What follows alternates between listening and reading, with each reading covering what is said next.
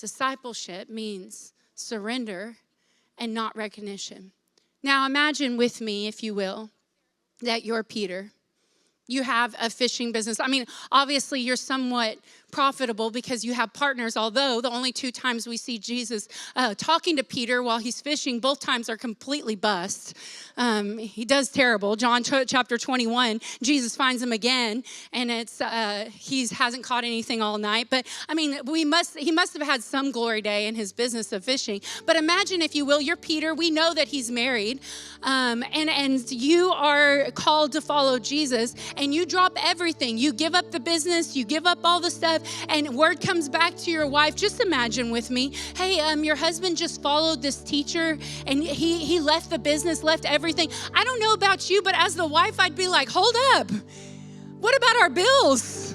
Like, how are we going to eat? You're going to go where? Well, I'm just going to travel the country, and I'm going to follow this man named Jesus. And she's like, all right. And you know the story, whenever they talk about there were so many people coming into the house that there wasn't room for them. And what happens next? Does anybody know the story? What happens? They break through the roof.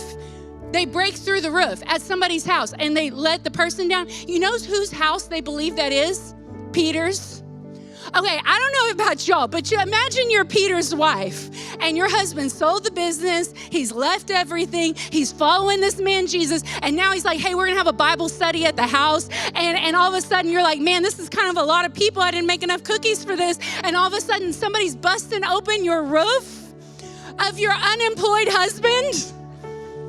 Y'all, I'm just being honest, I'd be pretty lit up. And you know what's interesting in the text is Jesus never turns around and goes, guys, man, thank you so much for giving everything.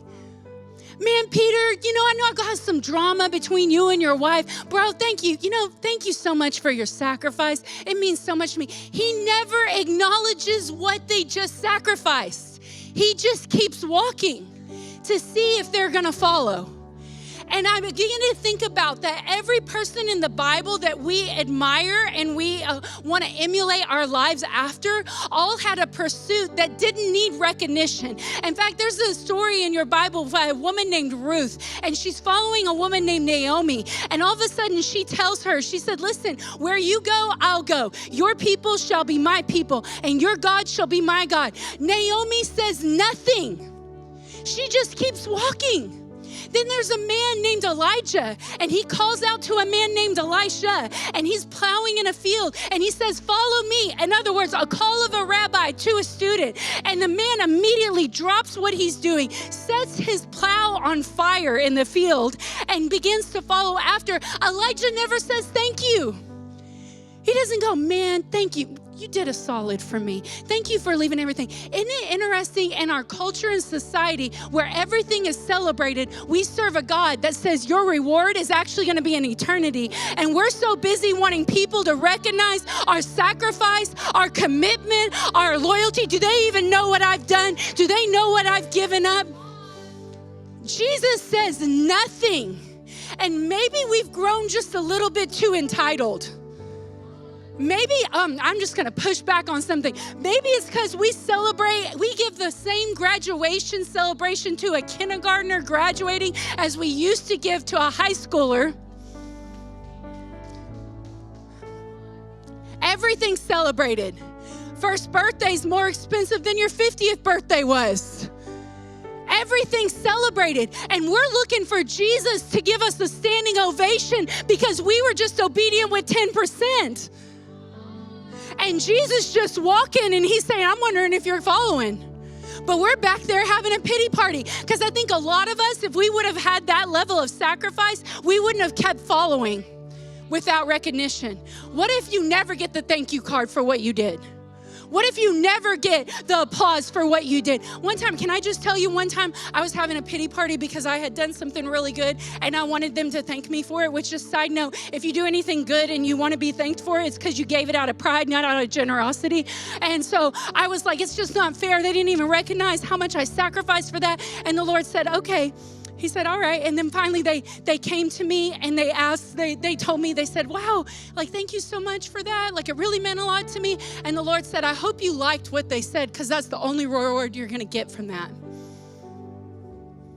Jesus says this in Revelation, I'm coming back and my reward, it's with me.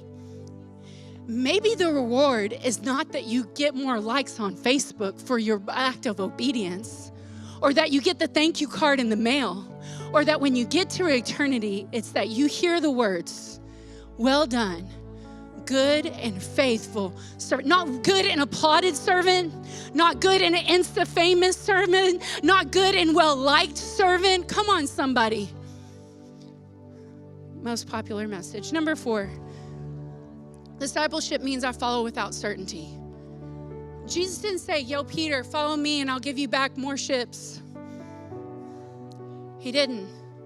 He didn't say, hey, if you give, man, if you just obey me in this, I'm going to make all your wildest dreams come true. Everything you've been praying for is going to happen. He gives them nothing. He just says, follow me. In fact, the end of Peter's life ended pretty hard. And I'll just say, I think some of us, we're waiting to obey God until we have the promise that everything's going to work out. I sat there with a couple one time, and they were talking to me about something God was convicting them about. And they said, what if we obey God and it doesn't work out good? And what do we do then? And I said, here's the thing. I would rather get to the end of my life obeying God and it not working out the way I wanted than to get to the end of my life and say, Lord, I'm sorry I didn't obey what you asked me to do. I'm going to obey without certainty. If he asked me to do it, it's enough. So I want to ask you these questions because for all of us, the Lord's asking for us. If you're a disciple of Christ, are you a disciple of Christ? Is 4% of you a disciple of Christ? Then our goal is that we might be with him. So I want to ask you this. What is Jesus calling you to leave behind so you can fully follow him? Because if your call is to be with him, you have to leave what you've been holding on to. What net, proverbial net, is in your hand that you need to drop? Because to be a disciple of Christ, you have to stop being a disciple of the friends that you've been hanging around. You're going to have to read the word more than you read Facebook. Next one is that you become more like him. What attitudes, habits, or influences are shaping you more than Jesus? What is it that has been, are you being malformed by the world? Or are you making the decision to be transformed into who Christ has called you to be? The last one is, what step of faith is Jesus calling you to make? And I'll just say, what was the step of faith for you to take a year ago? Now it's routine. What looked like faith 5 years ago doesn't look like faith today. Man, it took faith to start praying for 5 minutes a day 5 years ago. Now it's easy, it's part of your rhythm. What if you leveled it up and said, I'm gonna go 10 minutes, I'm gonna go 15 minutes. Man, when God first asked you to tithe first, it was scary, it was a step of faith. Now it's become routine. You don't even notice it. What if he's asking you to sponsor a kid? Man, witnessing to people at your workplace, it used to be a step of faith, but now it's become easy. What if God's asking you to begin to pray for people when you're going through Walmart? What if he's asking you to take that level step of faith? Because all of us are being discipled. And to be discipled by Christ means I'm going to be with him. I'm going to become more like him. And I'm going to begin to do what he did. Can I pray for